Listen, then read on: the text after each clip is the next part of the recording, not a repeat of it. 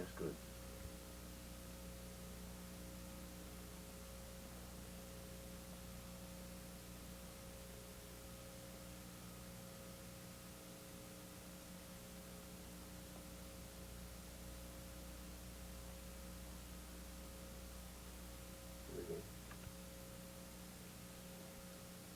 Talk to the town, and tonight we're going to bring you a more local story. In the last few weeks we've had stories from Springdale, and we've had the public health crowd in discussing surveys, and tonight we thought we'd bring you a little more interesting story locally, and we're going to talk about foster care. And when we thought about foster care, we thought right away of Mrs. Blanch Giles, and we thought we'd drop in and get her to tell us a little bit about her story and why she became a foster parent. And thanks for letting us come in, Mrs. Giles. You're welcome. Now, tell us a little bit about why you decided to become a foster parent in the first place. Well, I really didn't, decide to do it. But my sister, Yvonne, had a foster kid. Yes. And she used to want me to take her brother, Right. Garland Dix. And I said, no, Diane, I just can't do it. And she kept on so much. I said, well, okay, send him over, and I'll see what I can do. So I took him, I had him for 9 years. And that turned out to be the first one and Yeah. the start of a big thing, Eric. Yes, that's right, and I had 10 then. Now, starting a foster family like that, how did your husband and your other children feel about that? Well, they never had too much to say about it. When they come home, they were just the same as if it was once I had her of my own. If I had a family of my own there. They never resented or nothing. And all those foster children you took in, your family took them in the same as brothers and sisters? Same thing. No difference into it. Now, Hayward, we'll call him tonight. We should be calling him probably Mr. Giles, No, but don't call him that. but he decided to skin out on us tonight when we dropped in, and Well, he didn't know what it's all about, I don't think. And he said, no, I can't stay here. I said, well, go on, you wants to go, it don't matter to me. But now, when you decided to become a foster parent, his decision had to play into it, did it not? Yeah, it had to. When we signed up, now I had Garland for about 2 years before I signed up for foster parents, eh? And you had to have a special license. So the social services come over and we had to sign. We had to go for medicals and everything like that, eh? So he done the same thing. He was quite pleased. He never said anything anyhow. And he didn't mind going for the medicals and. No, he didn't mind any of it. Now, what other requirements besides the medicals did you need to be foster parents? Well, I don't know, just we'll tell the truth now about it. Really, I know we had to go to the doctor, and we had to go to the social services and get papers filled out to get the license come, from St. John's, eh? Now, you said you had 10 children over the years. On average, how long a stay did those children have with you? Well, when they came, I never said, well, I'm going to have you for a couple of weeks and then you got to go. When I took them to stay until they were old enough to go on their own, eh? I never just had them and give them out to somebody else. I just kept them.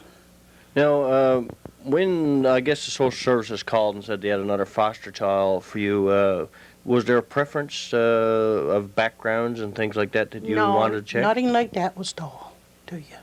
I know nothing about where they come from or who their parents was or nothing. All I got afterwards was from the kids, Now, those children, some of those children that you've raised up, I'm sure over the years they grew up probably thinking of you as Mom. Have any of them called back over the years and Yes, yeah. and said special things to you? Yeah. Just tell us about some of the children. I guess the best probably some of the things we should find out is, you said you had 10. Can you tell us the name of the 10 children that you did have? Yeah, I had Garland Dix, Kim Oak, Earl Delaney, Charlie Anderson, and Kel White, and Sean Martin. I had Sandra Trimlett, Rose Kelly, Brenda Molan, and Margaret McCann. Now that was 10. Out of those 10, when I came in to mention the other night, I told you to think possibly there might be one special child out of them all. And did you think about that special one and Yeah. for the night? Well, he always been more special to me than any of the rest, because the rest was big enough to, you know, do for themselves. Charlie Anderson. And this is Charlie when I took him. So we're going to get to see a picture of Charlie. That's see there now, look. When he was 4 years old, he was wearing a 12-month-old clothes. I don't know if Dawson can zoom in on this picture. Pretty hard to see. But what we'll try and do is get a close-up shot of that a little later. That was he was 4 years old when I took him, and he was wearing 12-month-old clothes. He didn't know nothing. He was like a baby just born. And Charlie spent a good many years with you, right? He's been 15 and a half years with me. Now, also when I was talking to you, you mentioned that Garland was your first. And he comes special too. and he was also special. I mentioned to you maybe you had a little something special wear that we could see. Did you remember to bring that with you today? No, it's right there on the. Can you get? It's right there, written sign into a frame.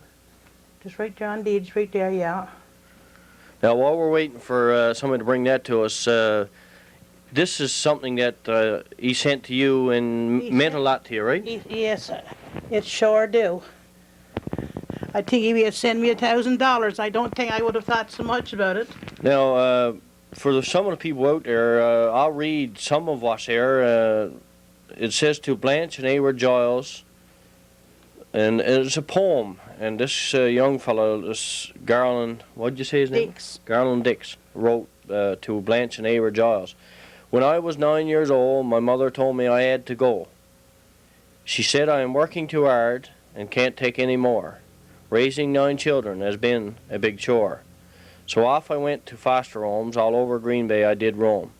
Everywhere I went, I did wrong. I never stayed in one place too long. The last home I went to, I stayed for 7 years. I stole, I lied, I swore, which only brought me tears. Out in that house down in Bullies Cove lived the family that I came to love. If I should live to be 102, Blanch and Edward, I will never forget you. You have put up with and done more for me than I can say. I will love you and cherish you till my last day.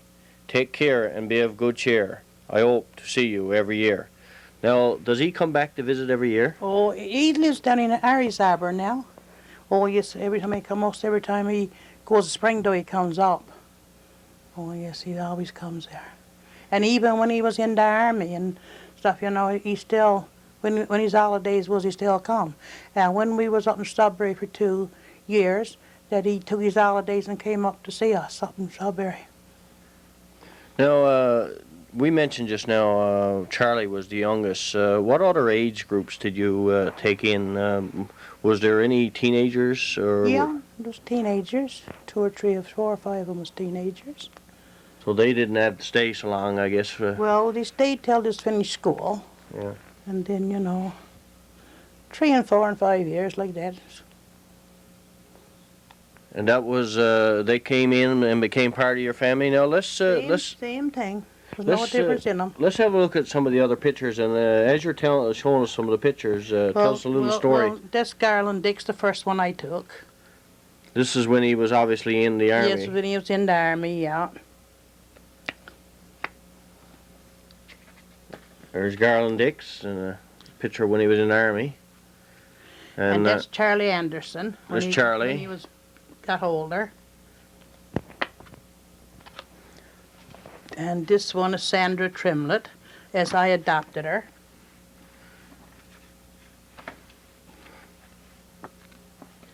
And this one here is Calvin White. I used to call him Froz. Oh. Was there special reasons for that? Because he had a curly head. And there's Harold Delaney. And there's Brenda Molan. Brenda Molan. And this one here is Rosie Kelly. And the other ones, 2 or 3 of them, I haven't got no pictures. I guess when they went, they took them, I guess. Okay, Dawson, draw back there now. Most of those children now have grown up and gone on. Can you Yeah. tell us a little bit about what some of them taken up as careers? Well, Garland was in the army until he hurt his back, and now he's out. And Kel White, he was on the mainland for 10 or 12 years, but he lives up to, I don't know where, Winterton, up there somewhere now around St. John's, because he used to come and see us when we were in St. John's. And Margaret McCann, well, she's out in Toronto. And for some of the boys, I mean, I don't know, eh? Right. Now, I understand that Charlie still means a lot to you, and he's not all that far away, and he still visits the scattered time. Visits all the time, yeah. He visits all the time. Now, he's only in Bishops, and he can get a chance to come visit. Now, first, say, he used to be in Grand Falls, and he used to come out real often then, eh? Bill Kellaway used to bring it out. That was his supervisor. Yeah. Used to bring it out. Now, you mentioned while we were looking at the pictures that you adopted a young girl. Was that the only one you adopted out of all of them? That's the only one I adopted. But if I had the money and everything, I would have adopted a whole lot of them. Now, was there a special reason for adopting her? Well, she was only 3 years old when we took her, eh? Uh-huh. And at that time, we didn't have anybody home, and we just adopted her. Now, after rearing up a family of your own, and most of your children were fairly old when you started fostering, why did you consider fostering children? Well, I just don't know that. Now, just to tell the truth about it. Sometimes, you know, I said to Garland when he comes up, I'll say, Garland, my son, I think if I had my time back, I wouldn't have bothered, you know. Now, Mother, he'll say, what would become of me if you didn't take me? Then I says, Garland, that's worth it all. All the trouble I had, that was worth it. So just one little simple sentence from the young man like that? Yes, and then a few years ago, Kel White, he was out on the mainland. And when he come down from the mainland, he come down to see me. And when he come to the door, he rapped and he said, I lived there one time, and I thought to myself, big deal. I thought he lived in Kings Point, eh? Right. And I said to him, he said, you don't know me. I said, no. You'll give me a hug and a kiss? He said, I'll tell you. And I said, well, got to be someone that I know. So I said, that's no big deal. I put my arms around him, and he said, oh, Mom. I said, I knows who you is now, then, boy. So that type of thing, I guess, when you look back over the years, now you know why you became a foster parent. That's true, yeah. Now, for people... If I had me time back, I think I would have took them when I was younger. I mean, I was oldish when I took them, you know. I had my family growing up and everything. And then I took sick and everything all together. But I think, you know, I don't see anything wrong with it. Only one thing wrong with taking kids, you got to treat them as your own, and you got that patience. Right. Well, maybe I didn't have much patience, you know, but I think that's a lot of the problems. So do you think it's because we know there's a lot of children out there with different reasons for not having families. Is it something that people should look at doing to help some of those children? Yeah, I think so. Yeah. And it's a worthwhile thing for not only the children, the parents that does it, they will get the benefits too? I think so. Yeah, I think there's... Sometimes, you know, when you have a crowd, you know, especially when you got 3 or 4 of different families, you know, come from different backgrounds, well, you know, they're not always pleased with each other. Right. Sometimes you give one a little bit more than you give the other one. Now, Mom, you didn't give that to me, you know. And I'd say, well, your turn to come. Right. But I never had too much problem. I know they used to do bad things, torment and everything else. But now, that's probably one of the things we should touch on. Rearing up different children in foster homes, we hear all kinds of stories on the television. What type of trouble did you experience with the different foster children? well, not that much carding too. You know what I mean now. No, there's, you know, there's like all kids, I guess. But no, I was one that when my children growed up, they cursed on me. I mean, they were doomed because Right. they knowed what they were going to get because they never cursed on me in their life. Right. Now, they might have back dancer. I don't know that now. But I mean, but when Garland come home, he's cursed me up in each. And then I get a note and I say, now, Garland, what are you doing this for? And he'd say, well, his mother's like this, not you, 'tis her, to want to give me out. I said, she can't hear it, but I can. But 'twasn't long before he come to, know that he wouldn't allowed to do it. And he, like you said, he grew up to be a real respectable fellow Yeah. for you. Yeah, he really is. And now he calls you mother. He always calls me mother, eh? Right. And the way it is, I don't think for 1 minute either one of my own would do any more for me than what he does. If he could do it, anything that I want, I'm talking about now, eh? Right. That he would do for me. Now, your children that have grown up, how do they associate with some of these people today? Do they still have contact with some of these foster Some children? of them, yeah. Mm. I know. A lot of them is on the mainland, eh? And they're in different places, and you don't know them, eh? Now, not only fostering children, you had probably a few grandchildren that you looked after, and there was kids that no, came. that's one thing in this world I never got a chance to do. Now, Spoil the grandchildren. but also some of the grandchildren that did come around here, they had friends like my young fella. And my young fella spent. Steve, my daughter, Carly, that's the only one I got. She always says that I only had 3 grandchildren. Oh. And I says to her, well, how can you figure out that when I got 10? Well, there's only Stephen and Helen and her daughter, Candace. Said, that's the only 3 I heard you speak about, so it must be the only 3 you got. Right. I understand that you guys got something special coming up this year, 50th anniversary. Our 50th anniversary, and as far as I know, they're all coming home. Whoever can get home is coming. Will that include the foster children too? I wouldn't say, I don't know where a lot of them is too, eh? Right. Now, I knows Garland will be here, and I knows that Kel will be here if he hadn't gone back to the mainland. Right. Because I phoned Kel, but for the rest of them, just like young ones, once they grow up, you know what I mean, and Right, goes, yeah. you know you've got your own children, because you know where they're to. Right. But a lot of the foster children, I said, you don't know where they're to. Right. But I'd like for every one of them to be able to come. So is there any way that you can track them down to see if they're... I don't know, eh? But that's what I always said I was going to live for. For get all of our family together for one lunch. That's all it was. Well, Christmas, not this Christmas, last Christmas when all the family was home, all the, Eugene and Hyden and Italy, Colleen, they were all home, but a lot of the grandchildren wouldn't know them, eh? And I have 3 great-grandchildren that I think a lot about. It was amazing how grandparents always refer back to those great-grandchildren and the grandchildren. Do you think that that's what keeps a lot of the grandparents young and alive today? You know what I says about grandparents?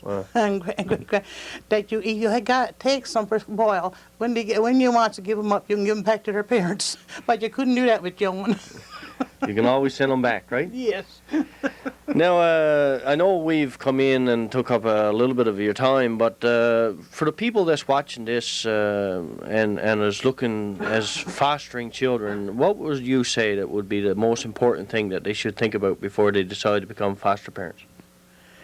Well, 'tis like I told a woman down in Smith's Harbor, she was going to take children, foster children. And she come up here and wanted to know what it was like and what to do and what not to do, eh? And I said to her, I said, look here, if you're going to take them and don't treat them as your own and love them as your own, I said, don't have nothing to do with them. Right. So when her husband couldn't see through that, why you could take someone else's children and love them as your own. Right. And I said, boy, you'll find out. It won't be long before you'll find out you take them. So they took 2 little boys. And one was only a year old when he took him. The other one was 3 years old, I think. And when he got him, he come up one time, he said to me, he said, Ma, he said, it's just true for you. Because he said, this little 2-year-old, he said, Mother, he said, I worship, see? And he took me until he left school. Now, when I was here the other day, and Skipper, we'll call him, Averard was here, I thought he might stay around and tell us a few stories, but I understand that he took quite an interest in some of them, take them in the woods. We used to go in the woods with him, yeah. We used to take him in the woods. He used to take him in berry picking and what things that he was doing. They all go in with him. And he wouldn't stay the night to tell us the stories. No. So we can't ask you to tell us the stories because I don't know. you wouldn't in there the woods with him. No. Now, Well, we went to work, and I went to Sudbury and I took Garland the first time I had him, and then I took Earl Delaney to Sudbury with me, and I took Charlie Anderson to Sudbury with me.